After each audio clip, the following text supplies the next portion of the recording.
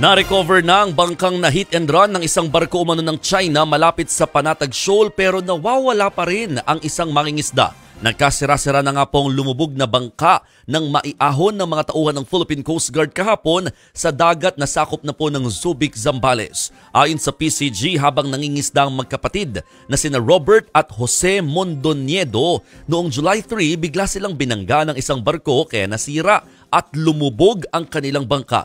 3 araw humawak sa payaw si Robert hanggang sa masagip na nga siya nitong July 6 habang ang kapatid niyang si Jose nawawala pa rin. Ayon sa ating Coast Guard, hindi pa matukoy kung anong barko ang sumalpok sa bangka. Pero sa impormasyon mula kay Senator Francis Tolentino, isa umanong Chinese commercial vessel na may pangalang Yang Fu ang nambangga sa barko ng mga Pinoy. Nakikipag-ugnayan ng PCG Zambales sa mga marino at mga lokal na otoridad para tumulong sa paghahanap sa nawawalang mangingisda.